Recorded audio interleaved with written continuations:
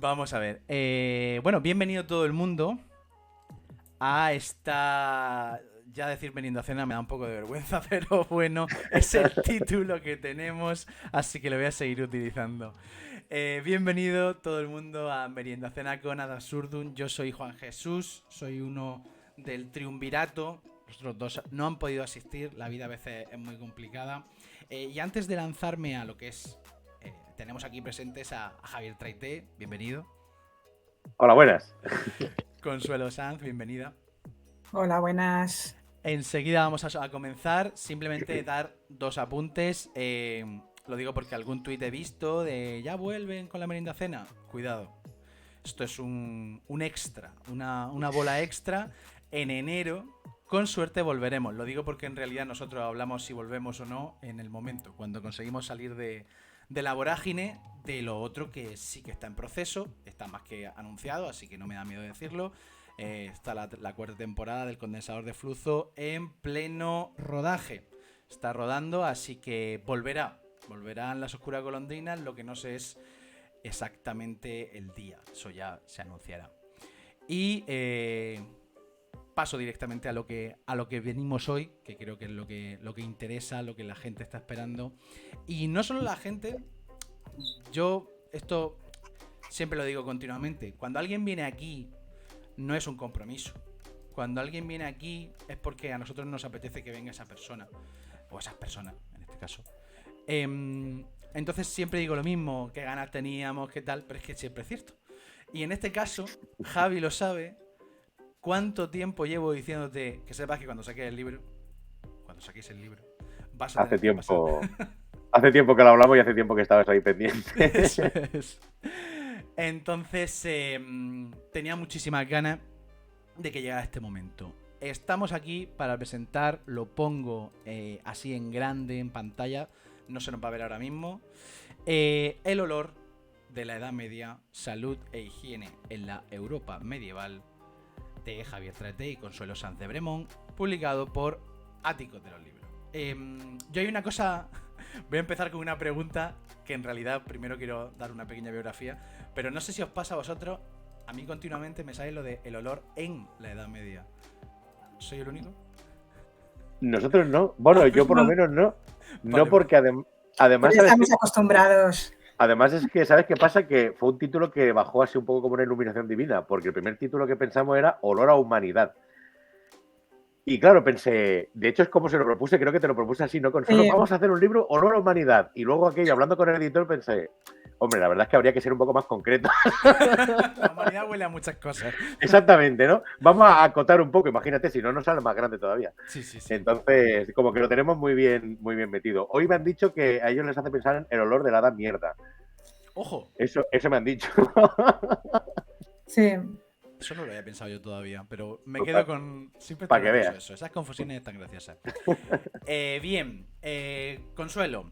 Consuelo es divulgadora de historia, sobre todo vestimenta e higiene, aunque evidentemente llega a muchos más ámbitos, especializada en Edad Media y Edad Moderna. Ha publicado recientemente una novela de ambientación histórica, La Bordadora, con Plaza y Janés, que transcurre en la Castilla del siglo XV, en la corte de los Reyes Católicos, 1470 y algo, ¿no? Más o menos. Sí, exacto. Muy relacionada, de hecho, con lo que tú venías divulgando, ¿no? De hecho, el propio título nos lleva pues a vestimenta, etcétera. Exacto, sí. Eso fue hace muy poco, ¿no? Salió el mes pasado, me parece. En septiembre. En septiembre. El 14. Sí. Aparte de eso, yo siempre, a lo mejor erróneamente, pero me fijo en las curiosidades. ¿Eres entomóloga también? Sí, es que yo estudié biología y me especialicé dentro de zoología en entomología. Entonces tengo esa pequeña pasión. Estuve a punto, además, de hacer la tesis sobre la mantis religiosa. Ojo, no la mantis religiosa, sino sobre los mántidos de la península ibérica. Toma. Así, un poquito rara. Te iba a decir que muchas veces cuando me cruzo a alguien, uno de mis autores favoritos, por ejemplo, es entomólogo, aunque luego escribe ciencia ficción y fantasía, lo cual llena de insectos continuamente para mi desgracia. Pero siempre me pregunto, ¿qué lleva a una persona a meterse en ese mundo? ¿Qué te llama la atención? Pero en el mundo de la entomología, Sí, sí, sí. pues no lo sé. A mí es que siempre me han gustado los insectos desde pequeña. Con lo cual, en cuanto me metí en biológicas, todo el mundo iba por otras ramas y había muy poca gente que se metía en zoología. Lo había, porque lo que quieren la mayoría de la gente es hacer mamíferos, aves. Y en cambio en entomología había muy poquita gente y vi mi oportunidad y me metí. Pero vamos, era por desde pequeña. O sea que lo de ver un hueco y que a lo mejor no está lo suficientemente explorado y entrar por ahí, Eso, sí, ¿eh? ahí está. No es Oye, nuevo. mira, no lo había pensado yo. Bien Javier, visto. Javier Traité, por otra parte, voy a decir unas palabras por no dejarte a ti, pero claro, Javier Traité creo que ha venido aquí como 3 o 4 veces ya. Por motivos. Tengo la T10 ya. Sí. Es historiador, divulgador, con varios libros a sus espaldas, colaborador en radio, en prensa, un poco donde te lo permiten. Y ya está, el condensador de flujo, donde, bueno, pues nos conocimos principalmente ahí. Así que aquí ya lo conocemos mucho. No presento más, pero en cualquier caso, pues ya sabéis que a ambos dos los encontráis por redes sociales y tenéis mucha información, la información justa, profesional, sobre ellos en internet.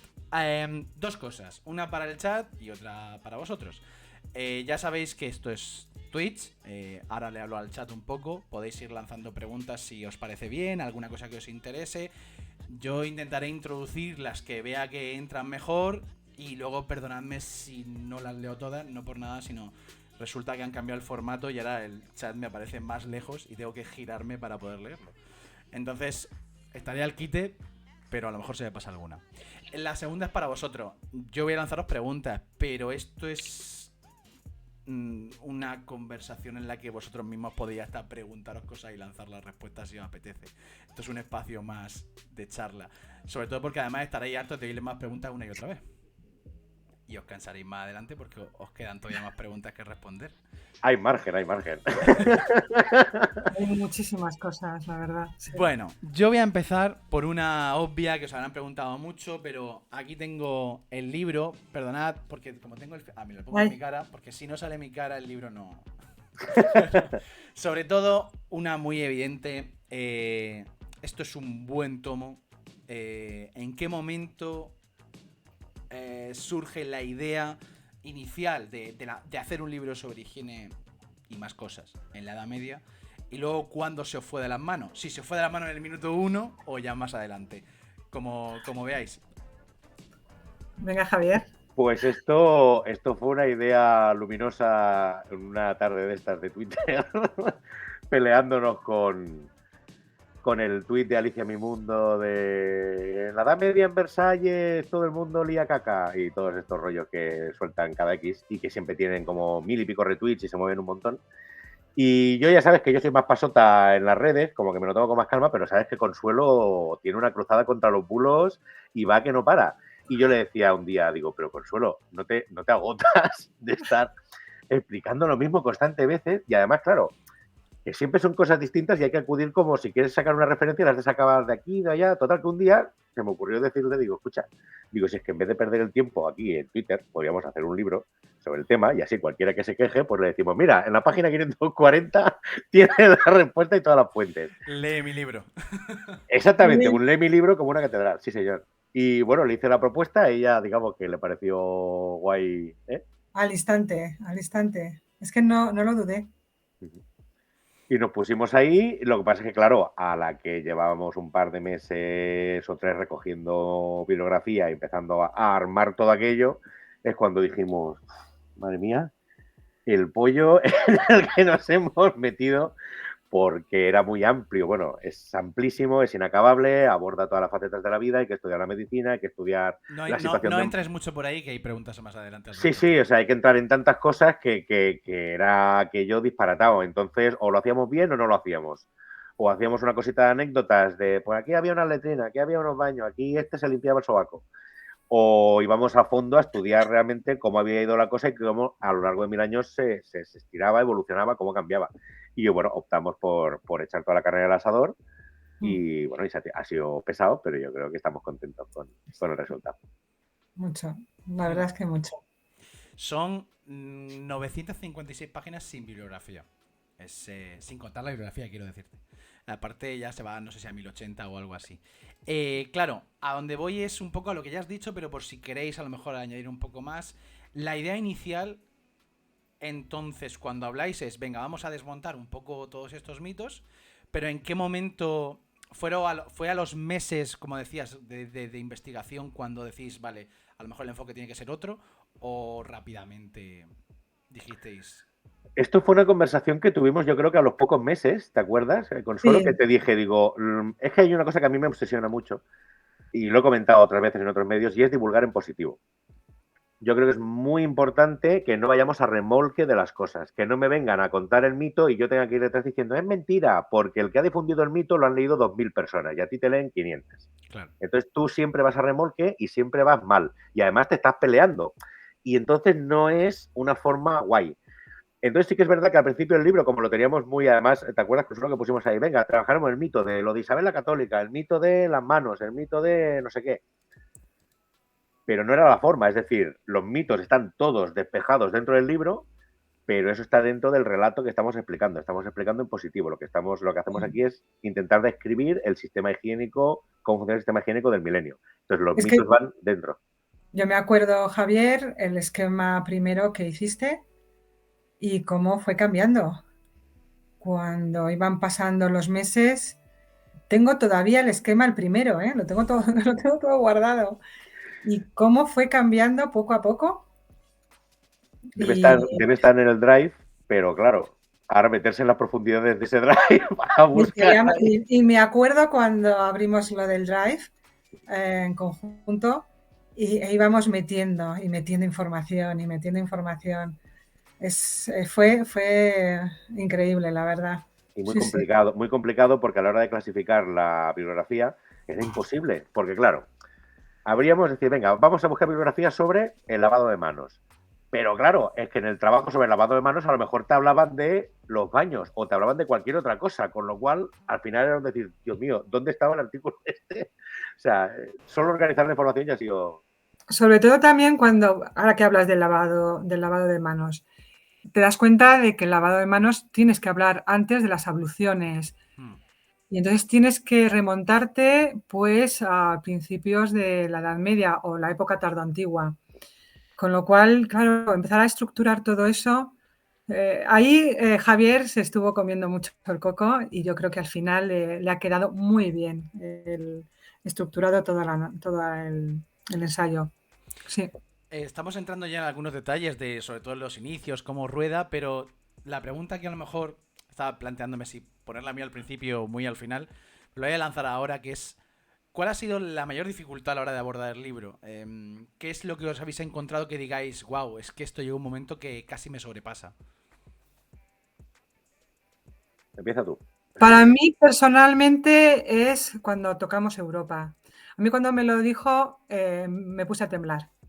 Me puse a temblar porque yo sabía mucho sobre la península ibérica y salirme de esa zona fue salirme de mi zona de confort. Y claro, pero también fue un reto. Y en ese sentido yo sí que lo pasé mal porque además había que buscar información en francés, en alemán, en inglés. Y bueno, entre los dos yo creo que la cosa al final lo conseguimos y funcionó. Yo para mí la organización. La organización para mí fue lo más complicado. Es decir, cómo conseguíamos meter en un solo libro de forma coherente 1000 años de historia de la higiene que afecte a lo público, a lo privado, de una forma ordenada, que no deje muchas cosas por el camino. Claro, por ejemplo, decíamos, por ejemplo, los baños. ¿Eso dónde va? Porque los baños hablamos de higiene personal.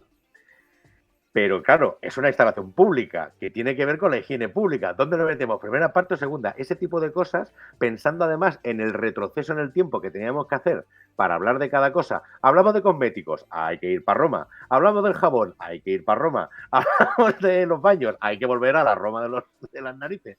Entonces, ¿cómo organizar todo aquel mogollo inmenso y convertirlo en un solo relato coherente? ostras, yo creo que eso fue lo más heavy. Lo que pasa es que ahí es donde vimos el tema de que clarísimamente había que salir de España. Y yo eso es lo que más contento estoy. Es decir, que al final la foto nacional es súper limitada.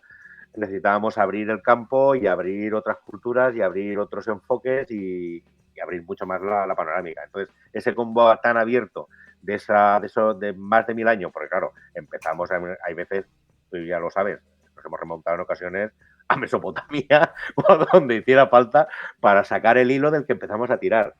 Y en ocasiones nos vamos hasta los siglos XVI o XVII, ¿no? Con algunas cosas, en el caso de los baños, etcétera. Entonces era un panorama muy amplio y organizar eso, pues hasta que no tuvimos eso, el esquema de cómo lo íbamos a hacer, entonces lo de hacerlo en 2 partes, centrarnos primero en lo público, dejando los baños aparte para enviarlos a la segunda parte. Ahí yo la mayor dificultad yo la encontré ahí, pero bueno, una vez ya salió, pues ya tiraba para adelante. Bueno, nos dio guerra hasta el final, ¿eh? Nos dio guerra hasta el final porque acuérdate que acabamos el libro y dijimos, macho, y la parte de cosmética y desodorantes no la hemos puesto al final. ¿Dónde iba esto? Vete para atrás y busca el hueco. Y lo que nos hemos dejado, o sea que... Ya veo, ya veo. Y además el otro día hablábamos de cómo a veces te limita mucho el... piensas, bueno, me centro geográficamente en la península ibérica, me centro geográficamente en Europa, pero luego de repente encuentras las limitaciones de lo que estás contando, ¿no? Ostras, es que me hace falta irme, lo que decías, a Mesopotamia, a Polonia, a no sé dónde. De repente te limita la visión general, que al final es lo que vosotros ofrecéis en el libro, una visión O general. alguna ciudad se nos ha quedado, porque, claro, el alemán para nosotros ha sido complicado. La búsqueda, hombre, yo tenía mi truco, que era poner las palabras baño, higiene en alemán, pero no es lo mismo, porque seguro tienen también cambios y giros y a lo mejor nos hemos dejado algo, que eso es lo que a mí también me da un poquito de, como de rabia, ¿no? Que seguro que nos hemos dejado algún artículo por ahí, o el polaco, digo el alemán, pero puede ser, o el ruso, ¿sabes? Sí, sí, sí. Claro, Sí, en ese sentido, claro, si es que hemos estado limitados por el idioma, pero bueno, es una cosa que reconocemos y que tienen los demás, es abrir la puerta a los demás, a la gente que sepa sobre eso y quiera indagar. Eso lo he pensado alguna vez como con el libro. Conforme lo leía decía, claro, al final esto es también una invitación a mucha otra gente que podrá aportar desde otros puntos de vista, otros países, lo que sea, para seguir avanzando. Por completo. Yo hay una cosa del libro que me gustó mucho, que es algo que yo le di muchas vueltas, que es el tema de cómo presentas el contenido. Algunas veces, mi opinión es que casi siempre, por no decir siempre, es tan importante el cómo presentas el contenido como este mismo, como el propio contenido. Evidentemente no es lo mismo un artículo de periódicos, una pieza para X periódico, una sección de radio o un libro. Pero incluso dentro de los libros hay muchas opciones de hacer divulgación. Hemos visto que hay, yo que sé, esta gente que hace medio novelitas, entre comillas. Novelitas en el sentido de más novelado, más a puro dato, pero a lo mejor bien narrado. Vosotros a la hora de plantearos esto, habéis hecho algo que a mí me gusta mucho, que es introducir de todo. ¿Esto cómo surge? ¿Cómo surge, por ejemplo, cuando dices, vamos a meternos en la piel de tal persona? Vale, o sea, por ejemplo, cuando hacemos lo del noble, lo del guerrero y tal, pues de forma totalmente aleatoria, Juanje, fueron puntazos. Es decir, nosotros lo que queríamos era, sobre todo será menos, que el libro fuera para el público general, y esto era súper importante. Es decir, era un libro que queríamos que estuviera trabajado con sus puentes bien trabajado, con sus referencias, todo bien hecho, pero que cualquiera que no tenga ni idea de historia pueda cogerlo y pueda enterarse de qué va la vaina. Y pueda verlo y aprender un montón de cosas, pero no verse perdido y decir, ostras, necesitaría saber cosas para entenderlo. ¿Vale? Entonces, hemos utilizado todo tipo de recursos. Hemos utilizado la invención en casos puntuales, ¿no? De inventar una persona ficticia, con los baños también lo hemos hecho en algún caso, inventarnos una pareja ficticia y qué viviría en determinados momentos, pero también lo hemos hecho mucho haciendo esto que a mí me gusta mucho, que es saltar del micro al macro. Es decir, cogemos las pequeñas historias personales que están plagadas las fuentes de, pues, del que cagaba en mitad de la calle y le metieron una multa, del niño que se colaba en los baños a ver las tetas a las señoras, de todas esas pequeñas historias que encontramos repartidas por toda la documentación y con ellas construyes el relato general. Entonces yo creo que ese juego de saltar a lo general, a explicar unas generalidades, irnos a los casos particulares y cuando hace falta, cuando nos ha hecho falta meter alguna pequeña ficción para representar, pues yo creo que nos ha permitido que la gente no se aburra, es decir, que no sea un libro aburrido. Sobre todo porque como ya íbamos viendo que si iba a ser muy largo, si empezábamos, y aquí había no sé cuántas letrinas, y aquí estaban estos baños, pensábamos, joder, esto va a ser un rollo que no se lo va a querer leer nadie en absoluto. Entonces, claro, nos hemos currado para hacerlo entretenido. Yo me acuerdo, pues no sé, cuando la segunda parte que me mandaste es un capítulo y lo que te dije, hay cantidad de datos y qué miedo que la gente se sature con tantos datos. Pero con la forma de escribir de Javier, yo creo que ha quedado perfecto, es decir, ha quedado fácil para el lector, una lectura fácil. Y hemos podado, ¿eh? Hemos podado. Sí, sí. Se ha quedado mucha cosa fuera.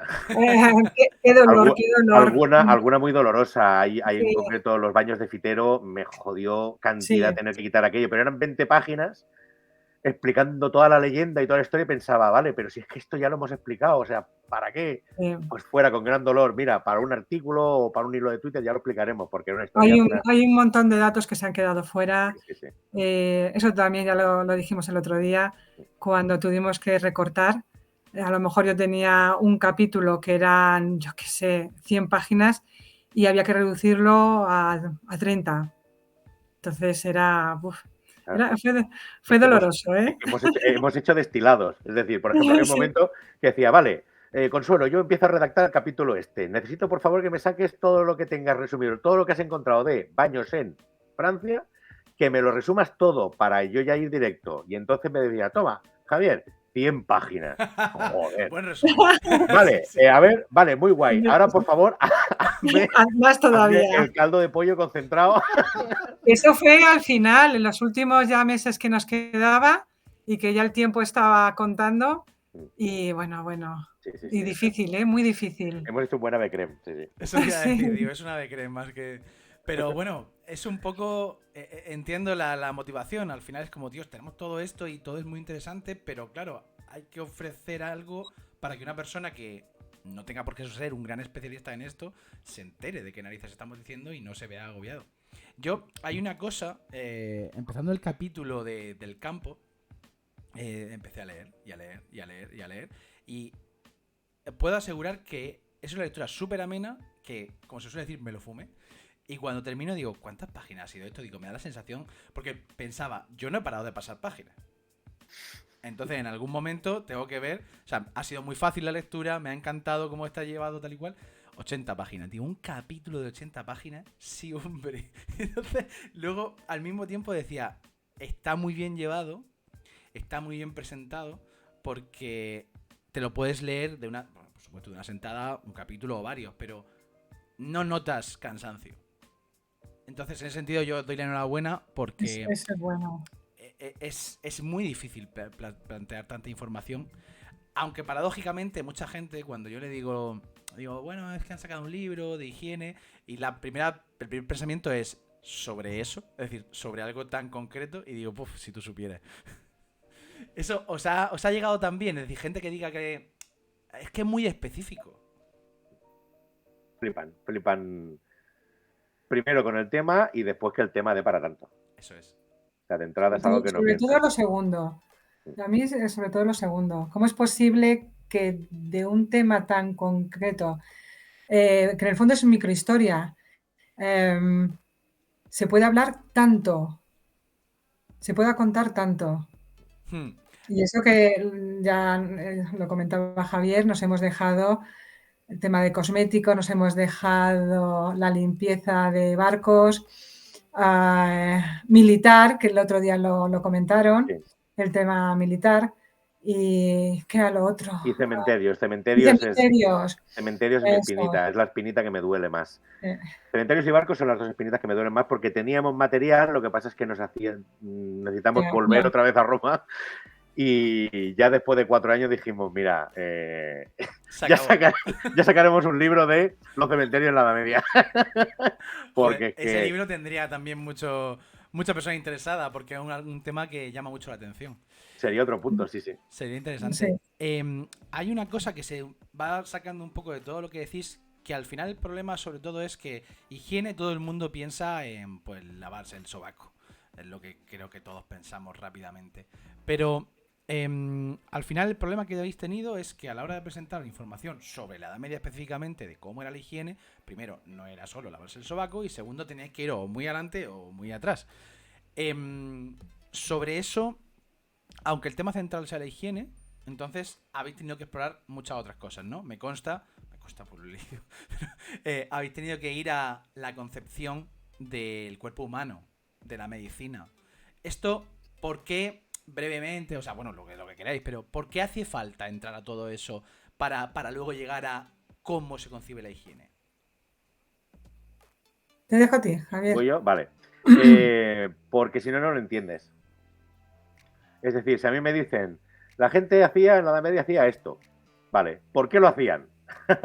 Ahí es donde tenemos el kit de la cuestión. Y para ver el por qué teníamos que ir hacia atrás. Hay un Sobre problema todo, más. yo suelo decir, para entender un poco la mentalidad de la época. No es lo mismo gente de la época tardantigua, cómo entiende el cuerpo, cómo lo va a entender la gente del siglo XV.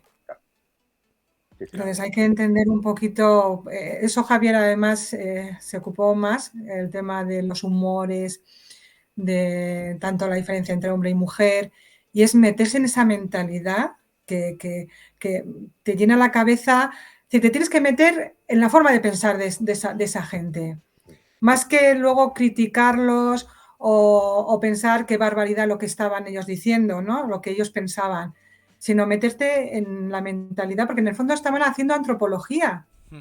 Yo siempre lo digo, ellos hacían antropología. También lo suelo decir cuando la gente, los primeros conquistadores van a América y empiezan a escribir sobre los indios. Y para mí, esa gente estaba haciendo antropología. Sí, claro. Estaban describiendo lo que veían y lo que sentían. Pues lo mismo ocurre con la gente, los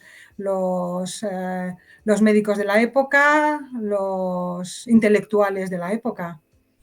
Claro, lo escribían como lo veían y luego cómo interpretamos lo que ellos Claro, escribían que decían, que ese era el juego. claro. Básicamente, la premisa principal es que, y yo creo que es lo que nos falla con el tema de la higiene, lo que nos falla en general muchas veces al hablar de la Edad Media o cómo se percibe la Edad Media, es que está bien no pensar que esa gente era imbécil.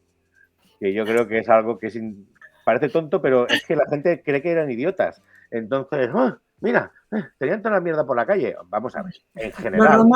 Los romanos, los inteligentes, y de pronto empieza la época tardantigua y se vuelven tontos. Se vuelven todos tontos. Y claro, y además la Iglesia Católica, santo Dios bendito, ¿no? Es decir, Iglesia mal siempre.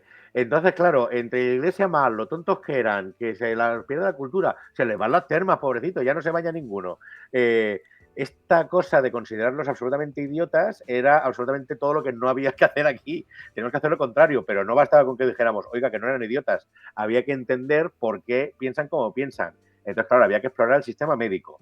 O sea, había que ir hasta Hipócrates y coger adelante, mirar cómo se desarrolla la teoría de los humores, cómo se desarrolla la teoría miasmática de la enfermedad y entender por qué, coño, que la hemos tenido hasta hace 2 días, hasta el siglo XIX prácticamente, que la teoría microbiana de la enfermedad no ha sido realmente algo aceptado y entendido. En todo ese lapso de 2000 años, la gente estaba pensando que el aire pestilente era lo que transmitía la enfermedad. Por tanto, una sociedad que considera que la enfermedad viene por el aire pestilente y que en general nadie se quiere morir, pues hombre, a lo mejor van a hacer algo para que esos aires no sean tan chungos, van a tener algún tipo de actitud. Y al final es lo que mostramos en este libro. No queremos hacer en este libro una leyenda rosa de qué bien que olía la Edad Media. No es eso. No. Es que había unos problemas higiénicos como los tenemos hoy y ellos tenían una serie de medidas y actitudes para combatirlos, como las tenemos hoy. Y como nos pasa hoy, algunas funcionan muy bien y otras no tanto. Y otras mal. Ya está. Sí. A mí hay una cosa en lo que comentáis que es lo que siempre cuando estamos escribiendo nosotros o preparando lo que sea, me paro a pensar. Digo, es curioso que muchas veces nos falta imaginación. Es decir, miramos al pasado y o son imbéciles porque lo hacen las cosas distinto a nosotros, o simplemente no somos capaces de imaginarnos algo distinto a lo que hacemos hoy en día, etcétera. Pasa mucho con la prehistoria, por ejemplo. Sí. Últimamente estoy leyendo mucho de prehistoria y, claro, lees cosas actuales de gente escribiendo sobre el pasado, yo qué sé, que tiene su polémica. El amanecer de todo. El amanecer de todo, para mí el valor sobre todo que tiene el libro es el de decir, es que estamos reproduciendo ideas que son del siglo XVIII sobre la prehistoria, y muchas pueden estar bien y otras pues a lo mejor no. Entonces replanteemos con lo que tenemos de arqueología, lo que tenemos de estudios actuales, otros elementos. Y ahí veo lo que decía, falta de imaginación. Es decir, miramos a la Edad Media, lo mismo. Nos quedamos con 4 o 5 conceptos que se han reproducido muchas veces y que siempre son reproducir una y otra vez lo que ya se ha dicho. El cine no ayuda, las series no ayudan, hay cosas que están ahí, evidentemente, pero es un poco a donde yo voy con que este libro también tiene ese valor, que es el de presentar algo muy distinto de lo que normalmente se dice a pie de calle, no en los estudios de ensayo, porque evidentemente ahí hay mucho, y voy también a preguntar ahora por eso.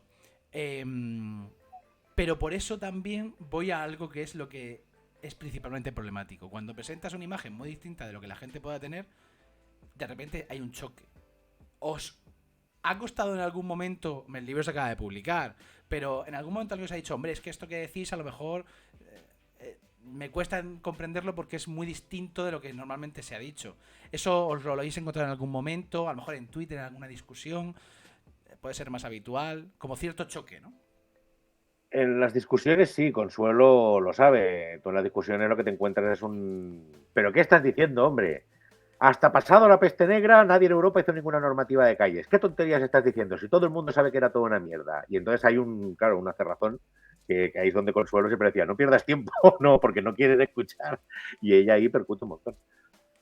Por ejemplo, hace 3 días, una cosa así, entró una persona y yo le puse el libro. Le dije, oye, por fin. Está este libro, sí, está este libro, y bueno, ahí hablamos de higiene.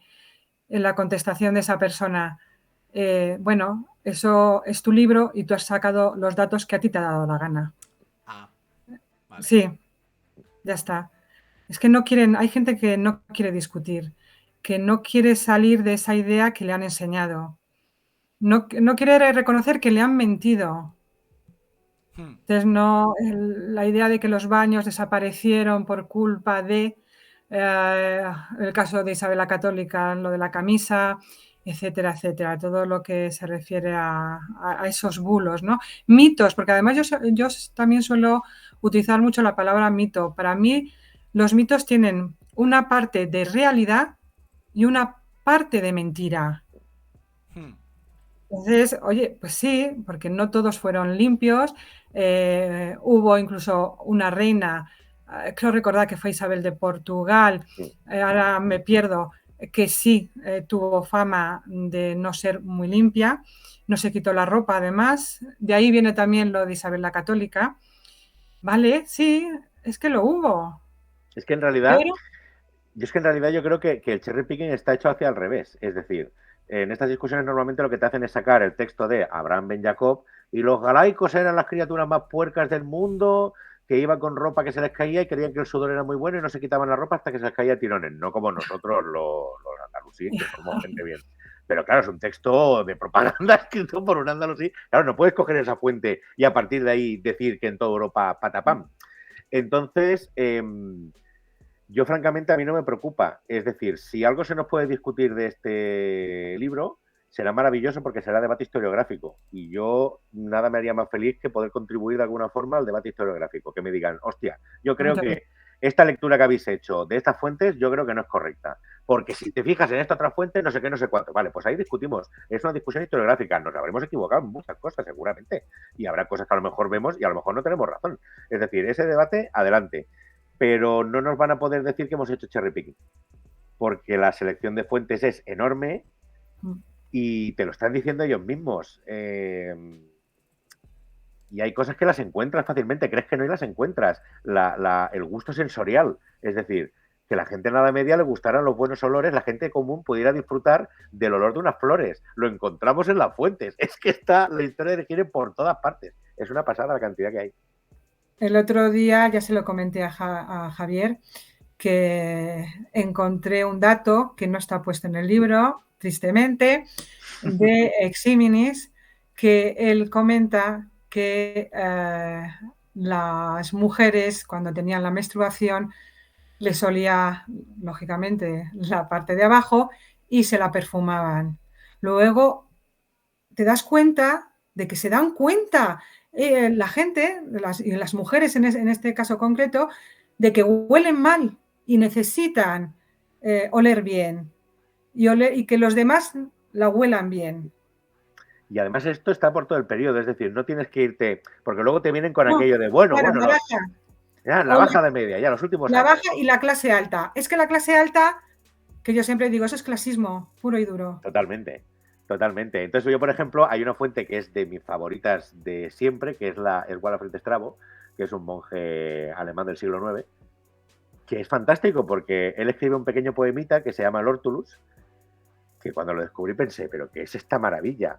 Él es un monje que está en su monasterio absolutamente normalito, y entonces el Hortulus es un poema sobre el huerto, y él explica ahí las plantas que tiene en su huerto y cómo le gustan, y entonces él dice, y en invierno tienes que aprender a mancharte las manos con el asqueroso estiércol, y sabemos que es muy feo y muy duro, pero cuando llegue la primavera, el jardín tuyo se va a convertir en una explosión de olores, de sabores, y tendrás esta planta que cuando la tocas con los dedos te trae una fragancia, qué buena es. Y los melones, bueno, mis melones, cuando viene algún invitado, le abrimos los melones y hacen una espumilla como cuando te lavas las manos con jabón. Joder, es que en un poema brevísimo tienes una cantidad de información sensorial del siglo, ¿no? Estamos hablando del año 800, cuando eran todos muy bárbaros y Europa era un asco y era todo horrible y todo gente terrible, y lo ves como el tío está disfrutando de cómo huele el orégano, de cómo huele la menta, y te lo está explicando tal cual. Entonces, eso es importante y es algo que hemos intentado resaltar, es decir, que la gente tenía gustos y que una familia campesina, pues a lo mejor a la señora de casa le encantaba plantar unos geranios delante de la puerta,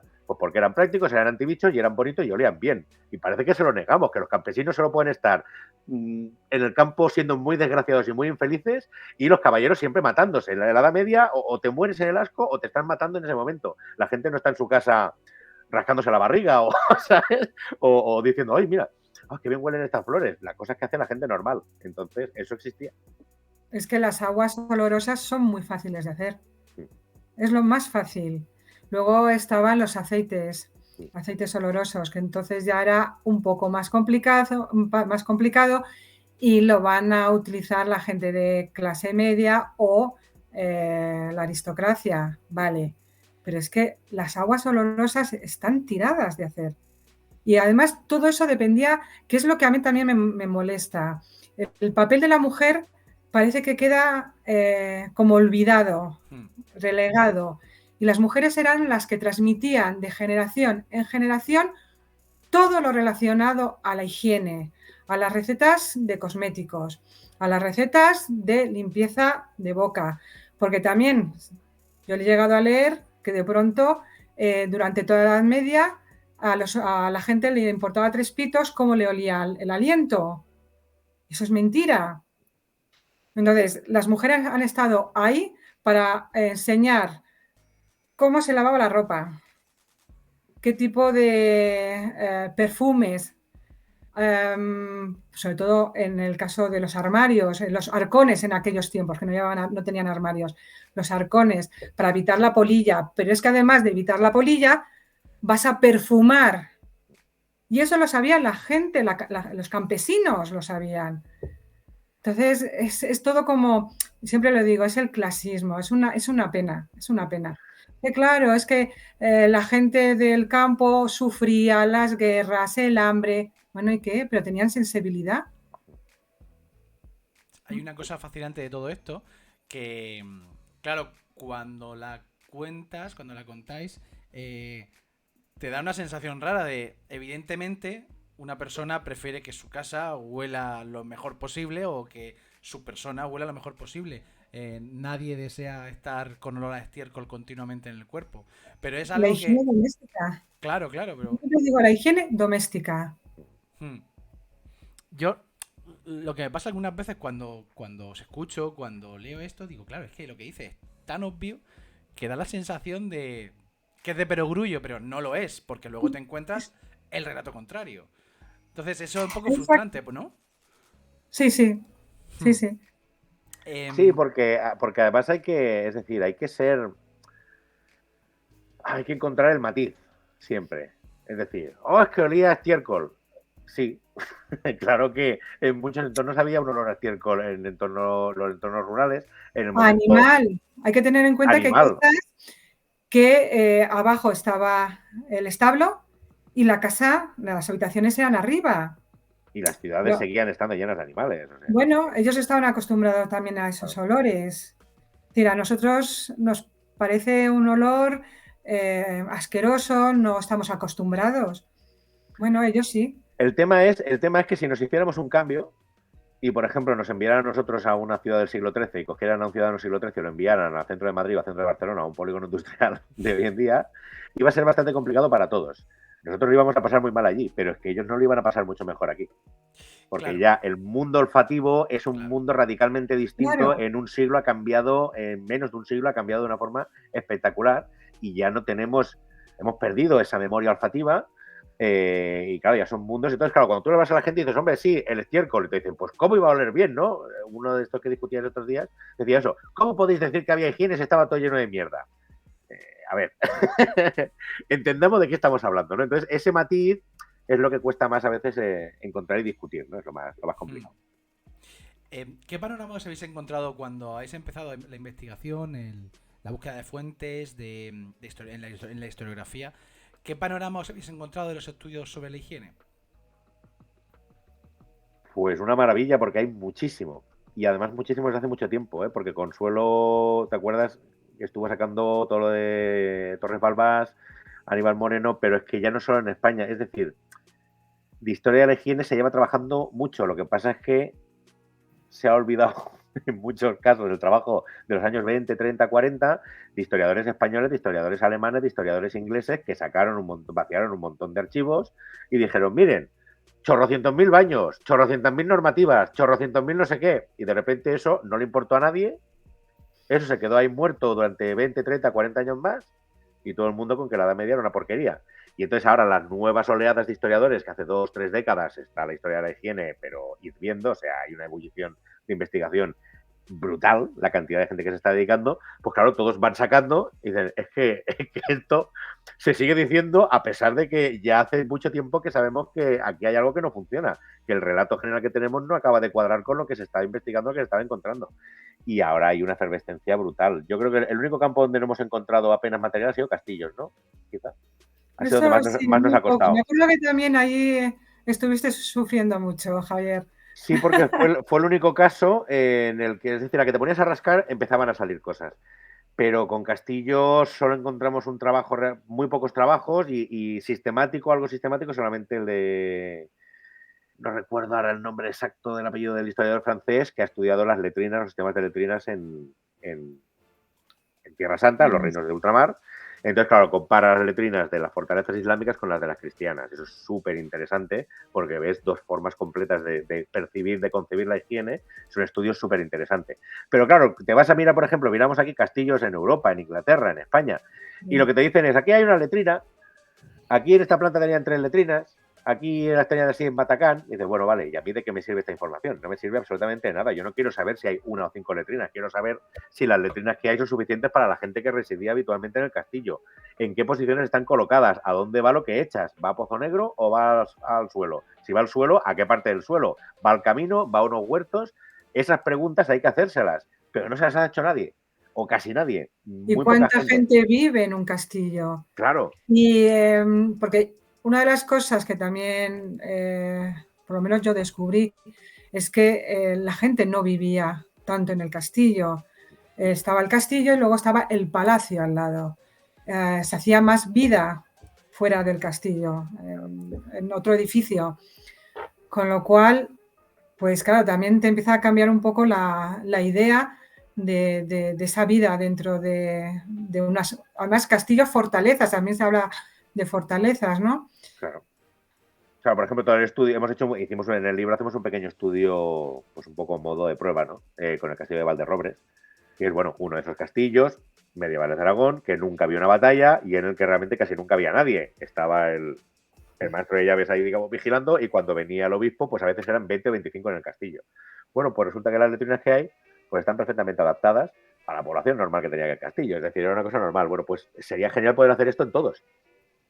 Por ejemplo, otra cosa, desde la perspectiva de género, es decir, dentro del castillo, dónde viven las mujeres, qué circulación tienen y si tienen un servicio de higiene particular para ellas, si tienen una letrina particular o no. Eso nos puede servir para interpretar otros castillos. Es que el campo de investigación es tan amplio. Sí, todavía queda mucho por saber. Es que este libro puede quedar obsoleto en 10 años, puede ser la cosa más obsoleta del mundo. Al final, este libro es un estado de la cuestión. Hemos creado un relato a partir de las investigaciones que están habiendo ahora mismo. Y es que en 10 años esto puede quedar obsoleto porque es que se está sacando tanta cosa y hay tanto por hacer que es un campo, en fin, que ojalá tener 20 años y estar en la carrera porque ya sabría otra tesis que querría hacer y vamos, sería esto. Te queda mucho, Javier, por favor, por favor. Que te queda mucho por delante. Os sentís de repente prehistoriadores, ¿no? Que cada 5 años de repente los libros hay que cambiarlos. Que en la prehistoria eso es más habitual. Pero es que es maravilloso. Es que, claro, estábamos acabando el libro. Y entonces me entero que Guillem Roca acaba de sacar su libro sobre la tesis que él hizo sobre la higiene y la salubridad en Lleida en los siglos XIII al XV. Caray, pues qué bien me habría venido eso. Bueno, entonces te enteras que Federica Parisi está haciendo unas cosas ahí de Gandía y tal. Ostras, ojalá cuando salga lo pueda leer. Y entonces te enteras que han encontrado una sauna visigoda en la Sierra de Madrid. Ostras, podríamos haber... Es que no paramos, quiero decir, va a seguir esto, pam, pam. Y bueno, y los grupos de investigación que hay montados, pues claro, están sacando. Es que falta de tantas ciudades todavía, tanto por sacar. Sí. Que para la foto entera. Lo que pasa es que ya con lo que hay sacado, ya puedes ver un poquito el fósil, ya puedes ver un poquito por dónde van los tiros. Y eso ha sido lo bueno. Ya. Sí. Hay un comentario de Caracol in Progress que dice. Sí. Sobre lo del olor entre ciudad actual y, digamos, el pasado. Dice, pero si nos pasa hoy mismo, los que vivimos en el medio rural, notamos diferencia de olor cuando vamos a la ciudad. Claro, evidentemente. Si es que muchas cosas pasan hoy mismo, es un poco... Lo veo también muy parecido al tema de prehistoria. No todo el mundo vive igual hoy en día. Nos imaginamos que todos vivimos eso, con el ordenador delante, con el coche debajo de la casa y entonces cojo el coche y voy a no sé dónde. No todo el mundo vive así. Mira, yo tengo casa en un pueblo donde voy a veranear, en Ávila, y... Todos los veranos cuando llego, lo primero que me viene al olfato es el olor a vacas. Y no me molesta, no me molesta. Notas al principio, pues eso, ese olor, entre comillas, extraño, pero es que al final te acostumbras a ese olor. Es que además hay que pensar otra cosa, es una cosa que mencionamos al principio del libro, en el prólogo, para, digamos, poner un poquito el marco, y es que, ¿qué es un mal olor? Claro, porque hay malos olores y malos olores. Eso. Claro. Y te das cuenta que sí que ellos entienden los malos olores igual que nosotros. Claro. Las heces lo consideran que es un mal olor. Cuando alguien se tira, con perdón, un pedo, lo consideran un mal olor. Además hay normas en tratados sobre cómo comportarse en la mesa, se habla de esos temas. Porque saben que se produce un mal olor cuando alguien erupta o cuando alguien se tira un pedo. Entonces, en ese caso sí que hay una semejanza de olores, pero en otros pues no. En el caso pues eso, del olor al pueblo o el olor a lo mejor de un lugar donde se está curtiendo el cuero. Sí, que además eso... No, eso claro. Es tema, ¿eh? Claro, es que o el olor a quemado olor a cuerno quemado. A cuerno que dicen, yo no lo he llegado a oler, pero dicen que es horroroso. Hombre, yo cuando fumaba me quemaba los bigotes al encenderme el cigarrillo. Es que el olor a... Sí. Y tiene un aire. Que yo me acuerdo cuando había que quemar los pelos del pollo, claro. Que lo hacíamos con el fuego.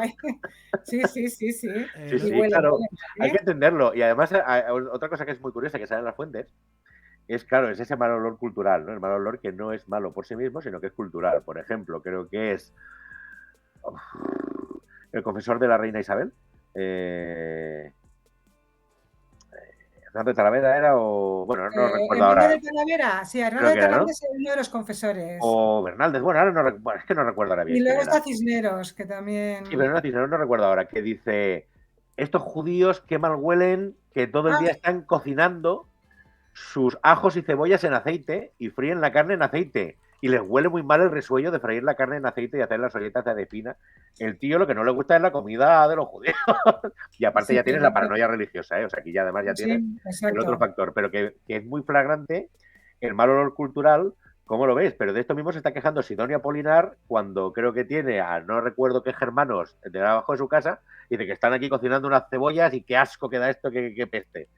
Y O es Victoria un mal Beckham, olor. vaya. Es lo mismo que decía Victoria Beckham cuando venía. Que Exacto, huele a ¿no? ajo. Los españoles que huelen a ajo, exactamente. Entonces, claro, esos son malos olores culturales. No es un mal olor por sí mismo. Un mal olor de verdad son esos compuestos volátiles que normalmente tienen composiciones de nitrógeno o de azufre, que esas son las que realmente nos generan una cosa de rechazo. Y eso lo encuentras en la putrescina de los cadáveres, Por en la ejemplo. carne de descomposición, en los taninos. Es decir, hay una serie de olores que son malos de por sí y otros que son adquiridos. Y dentro de los malos de por sí existe la tolerancia con el uso. Entonces hay que jugar en todos esos niveles. De cosas que a nosotros nos huelen mal, pero en la época no tenía por qué oler mal. Las cosas que huelen mal, que ellos sabían que olían mal, pero que no les quedaba más remedio. Y las cosas que olían mal, que ellos sabían que olían mal y que hacían lo imposible por no oler mal para quitárselas de encima. Hay que Es que jugar con esos niveles. en el momento que hay recetas para la litosis es porque ellos veían o notaban el mal olor del aliento. Cuando hay recetas para evitar el olor de las axilas, es que a ellos les parece que las axilas huelen mal. Entonces eso no ha cambiado. Por ejemplo, hay un fablio que me pareció maravilloso y que muestra muy bien eso de los olores culturales. Es decir, durante toda la media encontramos en las fuentes como el estiércol no es agradable para nadie, entonces no se habla especialmente de su mal olor, pero sí se dice esto ponlo lejos de la casa. Eso es. Tenemos unas quejas de unos que estaban montando el estercolero delante de casa y la vecina se queja a la abadesa, entonces la abadesa se lo hace quitar y poner en otro lado. Unos que dicen que está el estercolero en mitad del camino, es decir, sabemos que causa molestias, pero se convive con ello. Pero cuando ya estás en el siglo XIII-XIV y estás en las ciudades, esa sociedad urbana quiere alejarse del estiércol. Y hay una historia muy buena que habla que un campesino pues bajaba con sus mulos, con los cestos de estiércol y pasó por la ciudad con el estiércol. Y cuando llegó a la calle de los especieros, el olor de las especias lo dejó inconsciente y se cayó al suelo y se quedó casi muerto. Y entonces decían, Dios mío, que se nos ha muerto este hombre aquí en medio, ¿qué podemos hacer? Alguien que nos ayude. Y entonces hubo uno que dijo, si me pagáis, yo le ayudo. Dijeron, vale, pues venga, te pagaremos no sé qué. Y entonces el tío coge un poco de estiércol, se lo pasa al campesino por la nariz y entonces el campesino se despierta y dice, ay, ya me he repuesto. Y la moraleja que te dan en esa historia es, el campesino a la mierda. Y la gente bien de ciudad a las especias. Es decir, que cada uno tiene que estar, cada estamento ha de estar en su sitio, que no, el ascensor social no ha de funcionar y un campesino no tiene que hacer nada con sustancias. Es decir, se genera un rechazo y un desprecio de clase hacia el campesino, esa sociedad burguesa que se perfuma, que se depila el pubis, que se pinta las uñas, que van emperifollados de la leche, que es de lo que se queja Ximenis. Esa gente desprecia a la gente del campo y se queja de sus olores. Saben que esos olores son malos. Hay que tragar con ellos porque es lo que hay, pero que traguen los que trabajan, no nosotros. Ostras, qué bueno. Lo de la historia esa es muy buena. Hay una cosa que creo que tiene mucho... Sé que puede como parecer obvio para vosotros, pero a lo mejor para una persona que no tiene mucha relación con el tema puede llamarle la atención de primeras. El libro está dividido en dos partes. Luego hay muchos capítulos. Que es lo colectivo y lo privado. ¿Por qué? ¿Por qué esa división? Porque, por ejemplo, a veces os da problemas, como en los baños. Porque son dos mundos distintos que nos obligaba a separar los tipos de fuentes. Claro, esto fue eso, ¿no? Lo que empezamos a ver al principio y lo que ya empezamos a tener claro pues a los primeros meses. Es que una cosa es cómo limpian las calles y lo que hacen y no hacen para limpiar el entorno, y otra cosa es cómo se limpian ellos. Entonces son dos mundos distintos. Una cosa es peinarse, depilarse con unas pinzas, limpiarse la sobaquera, es un asunto que lo encontramos en unas fuentes, y otra cosa es si las ciudades se mantenían así, que es, digamos, otro submundo, cómo se vivía en general en el aspecto colectivo. Entonces tuvimos que partirlo en dos, porque es que si no nos quedaba un batiburrillo que cómo lo mezclábamos. ¿Cómo pasas de la limpieza de las calles de Europa a limpiarte el sobaco? Y luego, ¿dónde metes los baños? Entonces teníamos que partirlo en dos, y los baños hubo que sacarlos de la parte colectiva. Entonces, claro, nos vamos refiriendo a ellos toda la parte 1, y los baños, que ya hablaremos de ellas, hay que referirse a ellos porque forman parte de la higiene colectiva, pero claro, como afecta a la higiene personal, dijimos, bueno, pues nos lo llevamos a la parte 2, que al final pues salió mucho más larga de lo que, de lo que planeábamos. Porque claro, empezamos pues eso, que si las manos, que si la cabeza, que si los pies, que si pues empezó a alargar aquello. Pero por ese motivo lo hicimos, porque es que son dos conceptos, son dos aspectos. Claro, al final la higiene colectiva, lo privado también es público y también es colectivo, porque al final la suma de todos los culos y todos los sobacos de la ciudad contribuyen a que la ciudad sea mejor o peor, y como se traten ellos, tratarán también el entorno. Con lo cual todo está relacionado. Hay una cosa que también que así que habéis comentado antes, que es el tema de las quejas. Como a veces quedan registradas quejas sobre pues la mala calidad de un producto, o que alguien deja el estiércol donde no toca, y eso es como muy consustancial al ser humano, de el vecino, mira lo que está haciendo, no sé qué. Ya veis, yo no me gusta normalmente destripar, aunque esto no es una novela, no me gusta sacar cosas que están muy chulas para que la gente las vaya descubriendo, pero aquí sí quiero hacer lanzar una cosa para que vosotros me digáis, que es la teoría de la vecina quisquillosa. ¿Eso cómo surge y por qué? Eso fue Javier. Muy bueno, muy bien. Esto es un jueguito que se nos ocurrió para los primeros capítulos y que nos ha venido muy bien para explicar todo el proceso de la historia de la higiene a lo largo de todo el libro. Básicamente lo que tenemos que entender es que la higiene no acaba. Es decir, no es una carrera que tenga una meta. No puedes llegar al punto que digas, ya está todo limpio, me quedo de brazos cruzados. Siempre estamos generando más suciedad, siempre estamos sudando, siempre estamos generando desperdicios y por tanto siempre hay que estar lidiando con el problema de la suciedad y de la salubridad. Entonces, ¿qué pasa? Claro, cuando te dicen, es que mira este texto del siglo XIV donde dice que las calles de Oxford estaban hechas una mierda. Vale. Pero ¿qué estaba pasando 20 años antes? ¿Qué estaba pasando 20 años después? Porque el siglo XIV es muy amplio.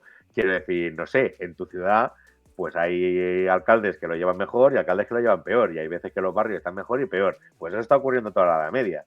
Es decir, hemos de pensar que la historia de la higiene es una historia dinámica y es una lucha constante que no tiene fin y que las cosas a veces van mejor y a veces van peor. Entonces, nosotros lo que planteamos fue esta teoría de las ventanas rotas y la vecina quisquillosa, que es la forma de mostrar esa dualidad. Es decir, la teoría de las ventanas rotas es una teoría de la sociología, que no tiene que ver con la historia, pero aquí la hemos aplicado. Una teoría que decía, o que dice que cuando en un barrio hay un edificio abandonado y alguien rompe una ventana, si nadie la repara y nadie castiga al que ha roto la ventana, pues otro día viene otro y se carga otra, porque total, pues divertido, ¿no? Pues nos la cargamos y ya está. Y entonces que eso estaba relacionado con la criminalidad. Ya, sin entrar en la parte de criminalidad, es cierto que si no hay una repercusión, destrozamos las cosas. Pero también es cierto que en toda sociedad está la gente que te denuncia.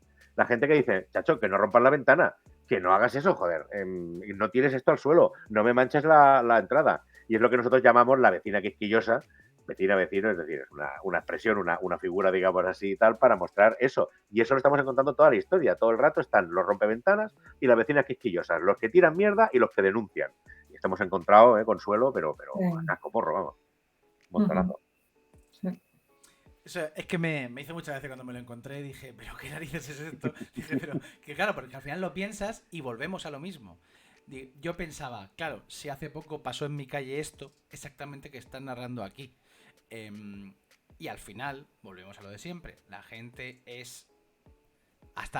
desde que ya hemos evolucionado y todo eso, más o menos las inquietudes pueden ser parecidas según cómo cambia el contexto y la mentalidad, sí, pero tú quieres estar bien alimentado, quieres estar lo más sano posible y quieres estar en un entorno que más o menos te parezca bien.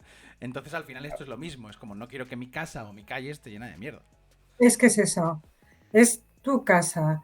A nadie le gusta salir de tu puerta y encontrarte la zona embarrada. Pero también una de las cosas que siempre digo, porque en todas las películas o series aparecen las calles embarradas, como si estuviera todo el año lloviendo. Entonces, bueno, a nadie le gustaba encontrarse lo que es su zona embarrada, con estiércol, con las... Sales de casa, vas a hacer negocios y pisas un zurullo. Hombre, pues ya te han jorobado al día. Ya te ha jorobado el día, sí. Aunque claro, dicen que da buena suerte, pero bueno. Pero Entonces, la gente intenta primero arreglar su zona, cosa que todavía se ve hoy en día. Si vas andando por las calles, hay gente que está limpiando el trozo, sobre todo en las tiendas, su trozo para que quede sin hojas, para que quede más o menos limpio, ¿no? Pues en aquellos tiempos también. Entonces van a intentar siempre mantener su zona en condiciones. Lo comentabas también el otro día, el tema de los baches. Pues lógicamente van a intentar que no queden toda la calle con baches, y entre la persona que tiene el bache delante de su casa y el resto de vecinos, porque hoy por mí, mañana por ti, van a arreglar esos baches. Y si no, van a venir las autoridades detrás con un palo. También. También. Claro, Ojo, no todo el mundo hacía caso, lógicamente. Se daba de todo. Claro, porque una cosa que sí que creo que una de las cosas más llamativas que te encuentras en el libro es sobre todo el tema de legislación en ciertas ciudades, bueno, que está bastante más extendida de lo que nos podemos imaginar. Y como muchas veces el espacio público podía estar, digamos, legislado en lo que tienes delante de tu puerta, te encargas tú hasta tal punto, y luego el vecino de enfrente, la vecina de enfrente. ¿El tema de legislación a vosotros mismos os ha sorprendido o esperabais lo que habéis encontrado? A mí me ha sorprendido muchísimo. Me ha sorprendido muchísimo y me han fascinado varias cosas. Una cosa que me ha fascinado es que la descentralización puede ser muy curiosa y muy útil. Claro, es decir, como en la Edad Media, pues todo el mundo hace lo que le da la gana. Quiero decir que no hay una autoridad central que diga las cosas se hacen así, sino que, bueno, pues en estas ciudades se hacen, en este reino se hacen así, pero es que en esta ciudad se hacen así y en la otra se hacen así. Entonces, claro, hemos encontrado una gran variabilidad, y por eso es tan interesante estudiar por toda Europa y no quedarse solamente en un sitio, porque puedes ver las prácticas que utilizan en varios sistemas.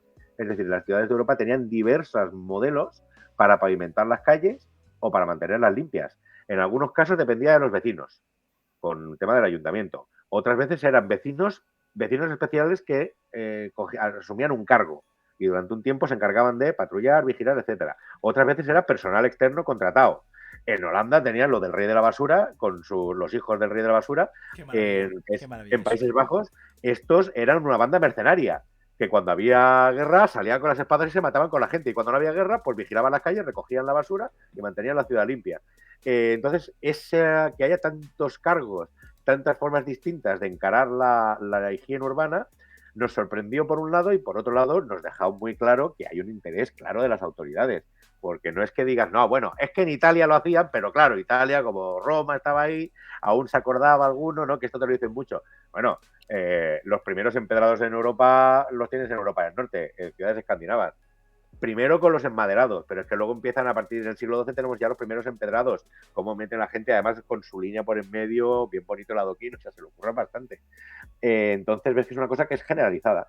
Es una cosa que, y a mí eso es una cosa que me llamó mucho la atención, ver que era aquí y que estaba antes de la peste, que eso es muy importante. Porque todo el rato están, a partir de la peste, cuando vieron que se moría tanta gente, claro, que eran unos guarros, dijeron, quizá habría que limpiar. Ni la peste tiene que ver con la higiene de la ciudad, para empezar, y punto número 2, esas normativas están apareciendo de mucho antes de la epidemia. O sea que es evidente que existía ese conocimiento y esa voluntad. Yo me acuerdo de cuando leí el tema de Toledo, del siglo XV, con los reyes católicos que llegan allí y describen las calles. Cuando decimos las calles parece que es todo Toledo, ¿no? Pero yo estoy convencida de que eran unas zonas determinadas de Toledo, donde debía ser muy difícil la limpieza. Y los reyes ponen el grito en el cielo sobre cómo estaban unas calles de Toledo, que debía ser horroroso. La gente que ha estado en Toledo, las calles son completamente empinadas y debía ser complicado limpiarlo. Y sale una norma para empedrar por primera vez esas calles. Y estamos hablando a finales del siglo XV. Entonces, claro, te encuentras ciudades que debía ser muy complicado el mantener una cierta higiene, unas calles que estén en condiciones.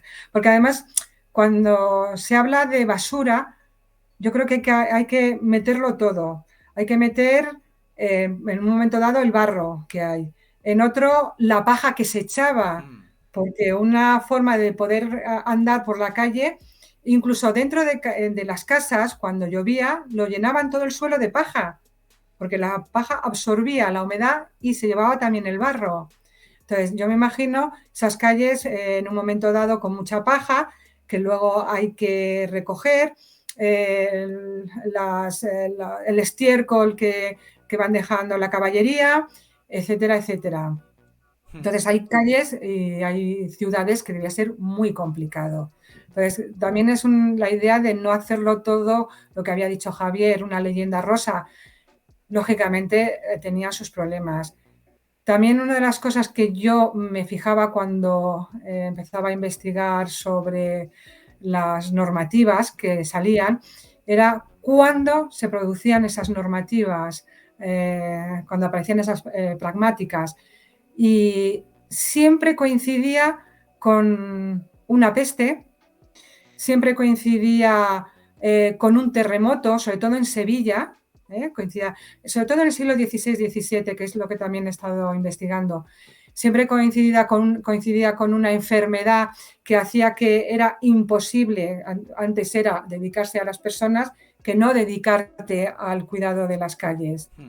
Y entonces ahí también me abrió un poquito la idea de, ojo, que estamos hablando de momentos determinados, ¿no? Había lluvias torrenciales, es que se dio unas lluvias torrenciales, pues no les daba tiempo a limpiar esas calles ni a dedicarse completamente a su cuidado, claro. Esto se ve, por ejemplo, muy bien en Londres, en la Londres post-peste negra, que es Eduardo III que da una orden de que hagan el favor de poner a recoger toda la mierda que hay en las calles, que hay una cantidad de porquería brutal, dice, para que la ciudad vuelva a estar limpia como estaba antes con los alcaldes anteriores, antes de la epidemia. Es que, claro, vino la epidemia y se palmó la mitad de la población, con lo cual, pues no tiene barrenderos y tiene los muertos por la calle. O sea, es que no tienes tiempo de barrer, nadie tiene que barrer. Claro, hay que pensar eso, pensar que las cosas no son, o las ciudades universitarias, que eran muy complicadas, porque los universitarios eran la peste, vamos. O sea, los universitarios eran los cabrones del medievo número uno, porque la cantidad de muertos que generaban, la cantidad de gente que se cargaban por las noches en borrachos, como cubas, las violaciones. O sea, había ciudades que no querían tener universidad para no tener universitarios, porque era lo peor de lo peor, la peor chusma de la Edad Media son los estudiantes universitarios.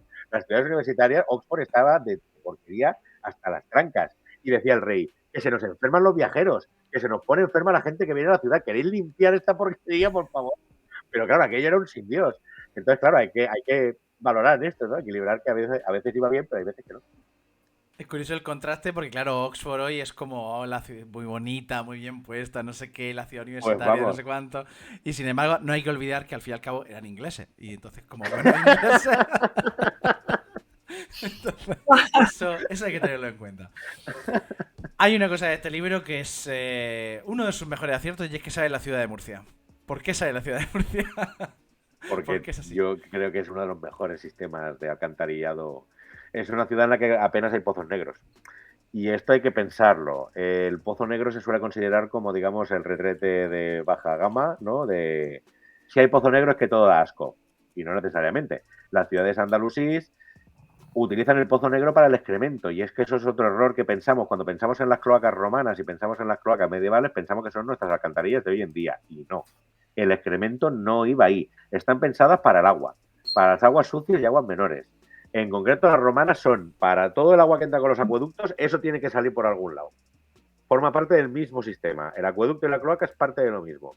Pero no es para que nos caguemos todos ahí, que de cada váter vaya todo ahí y todo salga como hacemos hoy en día. No funciona así.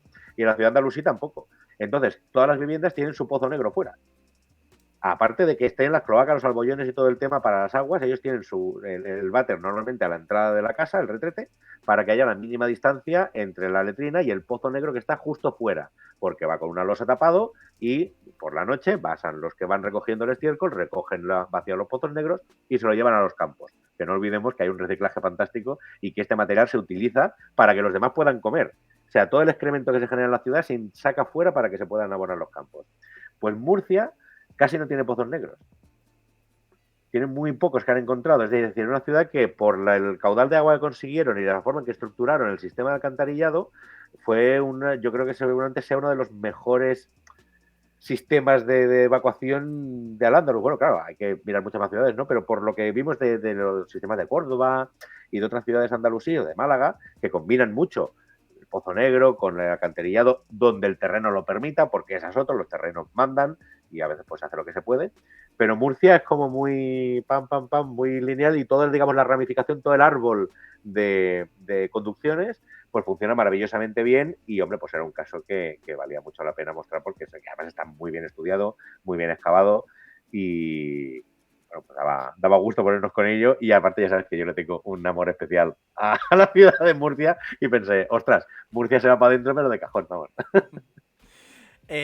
Sí que es verdad que, bueno, aquí se han hecho muchísimas excavaciones en todo lo que es la zona de ciudad, pues porque al final cuando se construye algo, se hace alguna reforma, salen cosas, porque al final está todo a dos palmos, como quien dice, y hay veces que el resultado es mejor y otras es peor.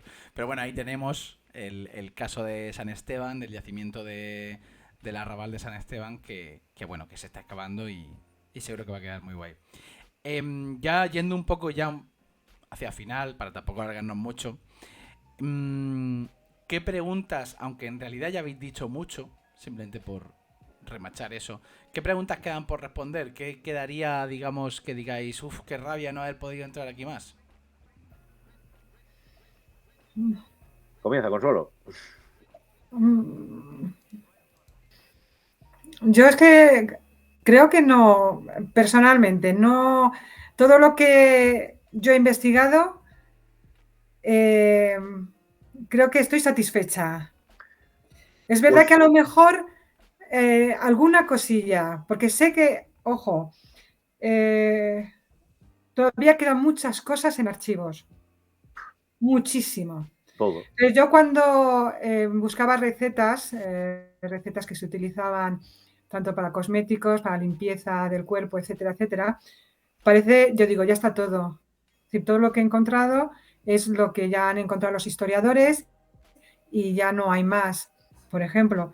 Pero luego, claro, yo lo pensaba y digo, pero si es que todavía deben quedar cosas en los archivos.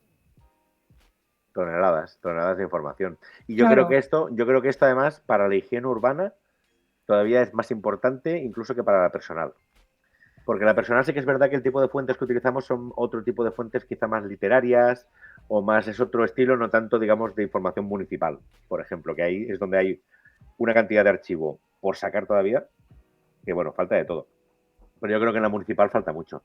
Y en la municipal yo creo que vamos a flipar. Yo me ha sabido mal, ya te digo, yo sobre todo el tema de la muerte, porque el olor de los cadáveres es un factor muy importante y falta entrar a cómo se gestionaba aquello. Y eso requiere meternos un buen rato y visualizar bien. Y también el tema de la marina, porque la marina también es otra cosa, la marina medieval es otra cosa que está ahí, ¿no? Es decir, esa gente iba en barco, ¿cómo debía oler aquello? Claro, debía oler complicado, pero eso tampoco quiere decir que estuvieran ahí, venga, viva que bien la porquería. Y me quedé con unas fuentes muy curiosas que eran los relatos de compra de peregrinos que se compraban los billetes en Italia o donde sea para ir a Tierra Santa y ves como lo que compran los trujamanos y tal, lo que les compran es que si la palangana para lavarme los pies, que si las toallas de baño para lavarme bien los sobacos y las manos y todo el tema cuando estoy en el barco. Es decir, que ya iban con idea de limpiarse y de que aquello no fuera un asco absoluto. Pero para que, claro, 2 meses de travesía, un mes o lo que fuera que tardaba, pues hombre, aquello duro es. El olor a humanidad tenía que ser importante. Estaba presente. Sí. Hay una pregunta en el chat que también la tenía un poco prevista, pero no sabía si lanzarla o no. ¿Cómo? Me hace gracia porque a nosotros nos lo hacen continuamente. Entonces, lanzársela a otras personas me llama la atención.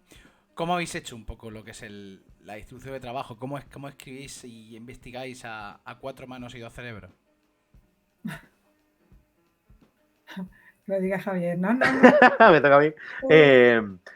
Bueno, al principio, sin orden ni concierto, es decir, vamos a rascar y a sacar la primera carreta de información y hacernos la composición del lugar.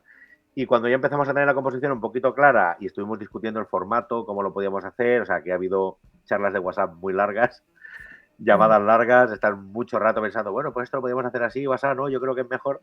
Y ya una vez, digamos, teníamos la velocidad de crucero en marcha y ya sabíamos por dónde tirar, sí que hicimos un poquito, yo me quedé centrándome más. A la hora de buscar información, yo tiré mucho más a la parte de urbanismo y Consuelo tiró mucho más a la parte de higiene personal. Entonces, en ese sentido, sí que, digamos, lo que hemos rascado de fuentes, en ese sentido sí que dependía un poquito más, nos repartimos un poquito mejor. A partir de ahí, yo ya me centré mucho en redactar para que el redactado final tuviera una coherencia, que se mantuviera el estilo, que yo tengo curiosidad por saber vosotros cómo lo hacéis, porque sois 3. O sea, claro, yo no sé, vosotros para mantener una coherencia de estilo, exactamente, Ya, por eso es complicado. hay una simbiosis ya. Ya nos Ahí está conocemos ya. cómo escribimos los 3 y ya. Es 20 colmena, ¿no? Sois como las 3 Nornas. En realidad llega un momento Pienso que igual. te das cuenta cuando tú escribes algo solo que no estás escribiendo igual que si fuera para Absurdum. Yo ya me di cuenta de eso.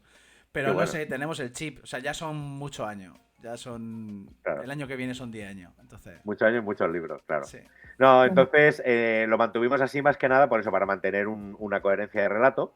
Y entonces ya cuando ya entramos en esa fase, digamos que yo ya bajaba el nivel de búsqueda y de bibliográfica y de tal, pues lo bajaba ya un 20 o un 30%, digamos, y Consuelo se pegaba entonces, pues eso, los machacones y sobre todo muy importante, la síntesis de todo lo que encontrábamos. Porque claro, es lo que decía, o sea, cuando yo decía, venga, me pongo con el capítulo del jabón.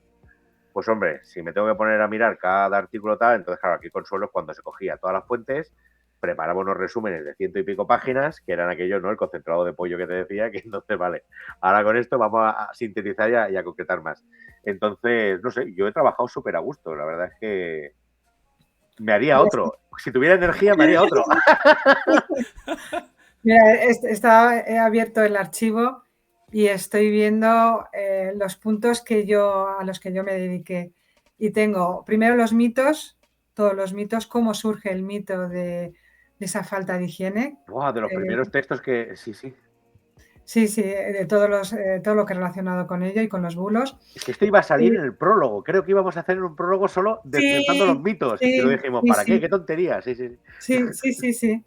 Luego tengo los baños, los jabones, los cosméticos, la ropa, por supuesto, que yo ahí disfruté un montón porque todo lo que sabía sobre indumentaria, tengo que decir que yo empecé a investigar sobre la higiene gracias al estudio de la indumentaria. Me di cuenta que era impensable que la gente fuera con esa ropa sucia, con esa ropa deshilachada, teniendo en cuenta el valor que tenía la ropa. Entonces, bueno, yo lo disfruté un montón. Y luego los objetos de aseo.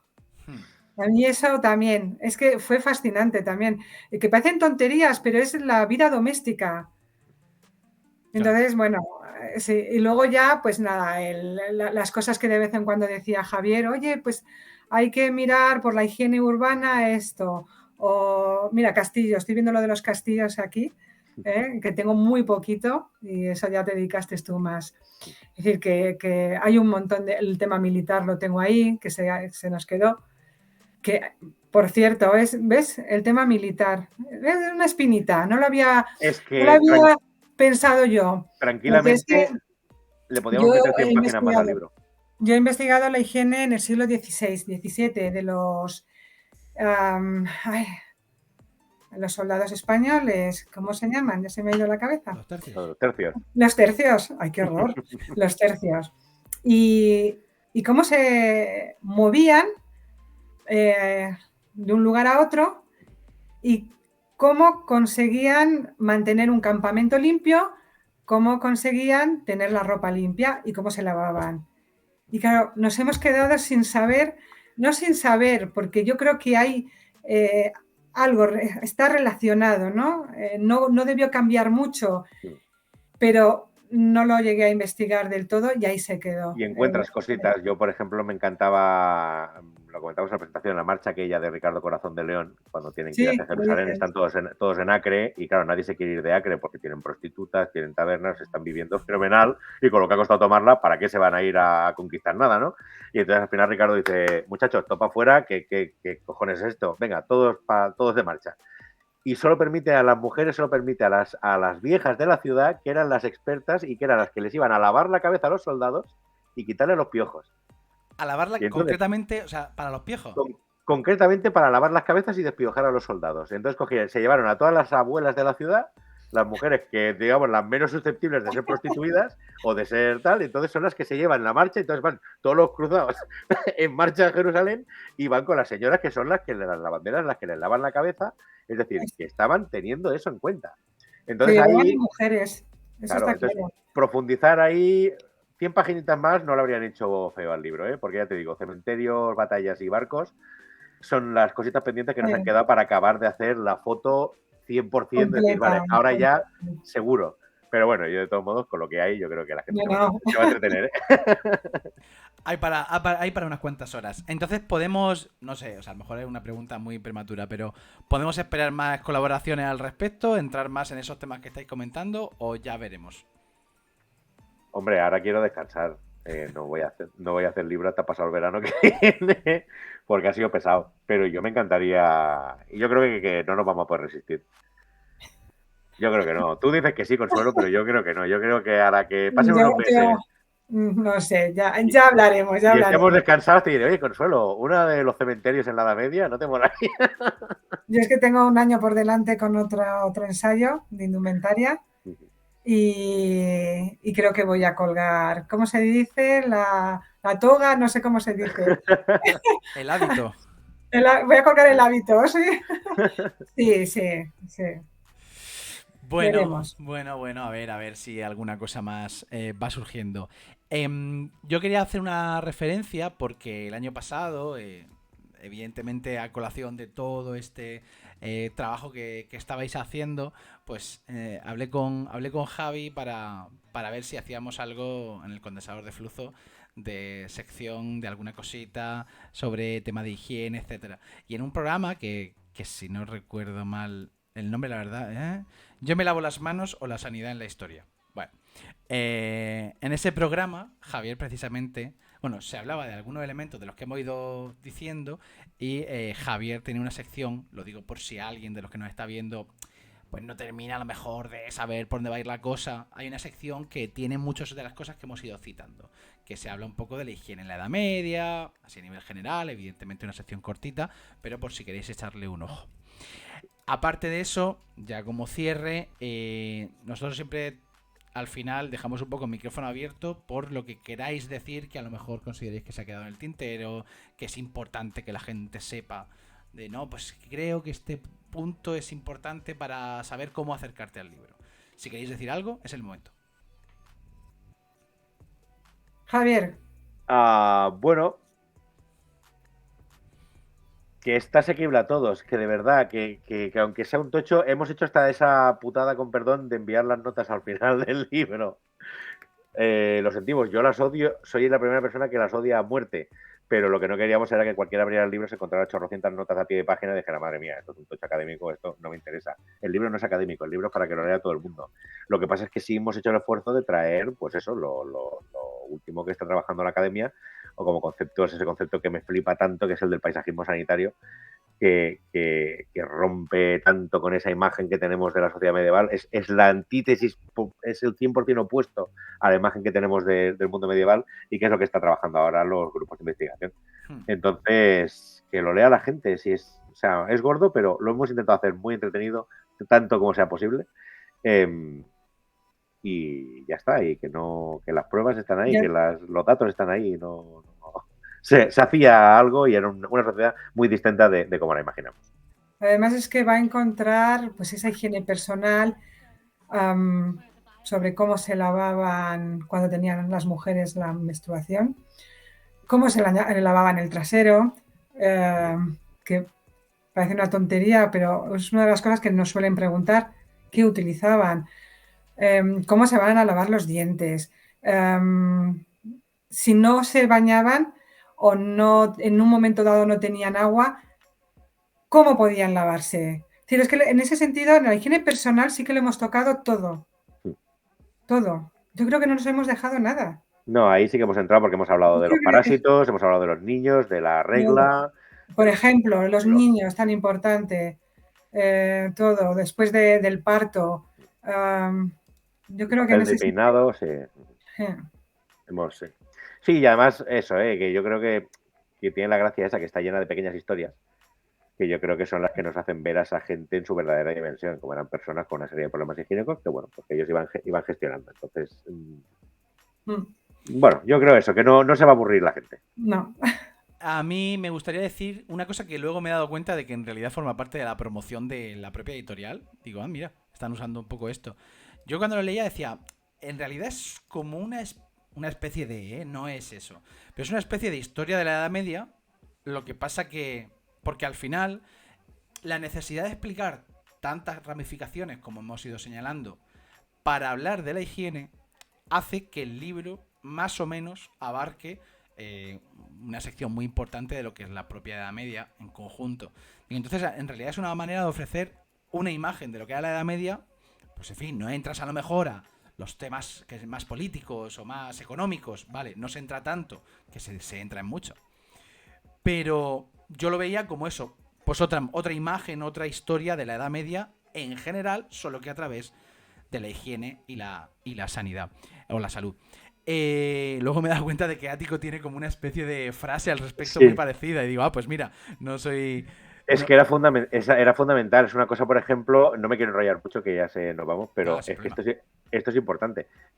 Claro, es que tocamos muchos palos. Claro, es que, por ejemplo, toda la parte de higiene urbana y de qué pasa con los baños y de qué pasa con la sociedad occidental en la antigua tardía alta media, si no explicamos el bache demográfico, el problema económico, si no explicamos cómo cambia la sociedad, no tiene sentido.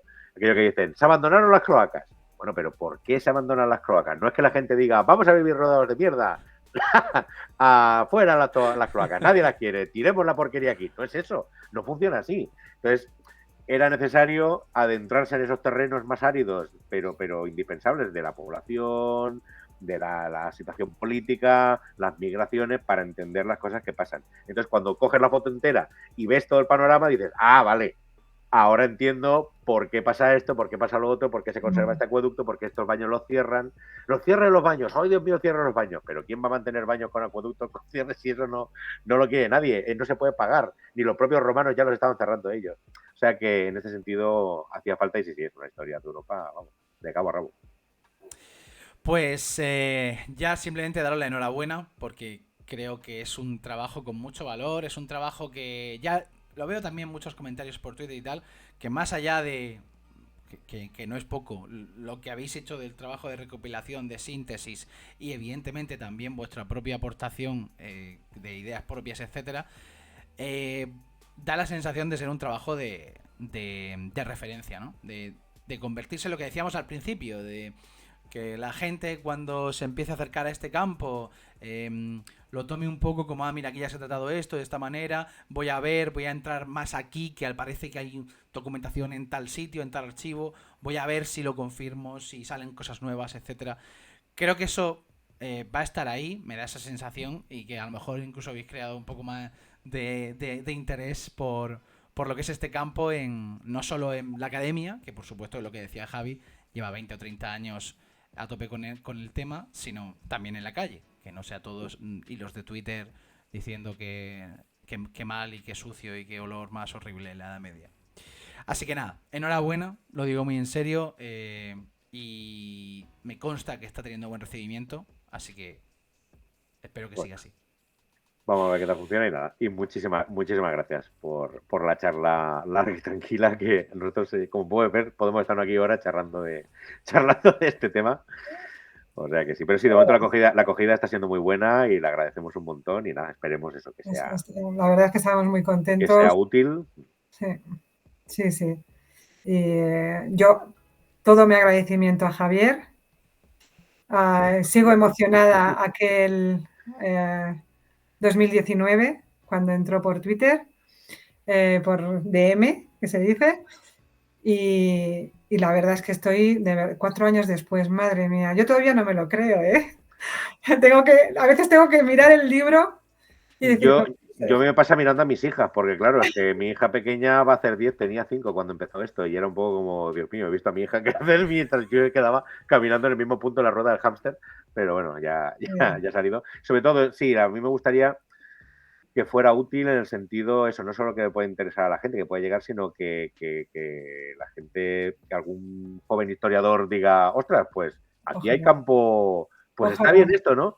Ojalá podamos despertar alguna cosa así en una sola persona, pues ya iba a ser un bombazo. O sea que esperemos que guste y que sea útil, sobre todo eso, que sea útil. Que sea útil. Pues ya cierro. Muchas gracias a todo el mundo que ha estado viéndonos. Ha habido algunos comentarios, algunas de las preguntas la he ido metiendo, pero por ejemplo también nos daban una idea, simplemente como pincelada, dicen, ¿y si montáis algo online sobre los puntos pendientes que os han quedado? Bueno, pues, ideas se quedan ahí, ¿no? Nada, pues eso, gracias a todo el mundo que ha estado viéndonos. Ya sabéis que, bueno, pues a ver si en enero volvemos con Merienda Cena con Ad Absurdum. No pongo la mano en el fuego. Pero si no es en enero, en algún momento algo habrá, porque a nosotros nos gusta mucho hablar con gente como Consuelo, como Javi, que trae aquí de repente algo que lo hacemos un poco por egoísmo, para nosotros instruirnos más y aprender mucho más. Pero luego, pues, con esta idea de que quien le apetezca verlo, pues lo tenga disponible. Consuelo, Javi, de nuevo, muchísimas gracias. A ti, Juanje. Muchas gracias. Un abrazo bien gordo. Un abrazo. Y un saludo a todos.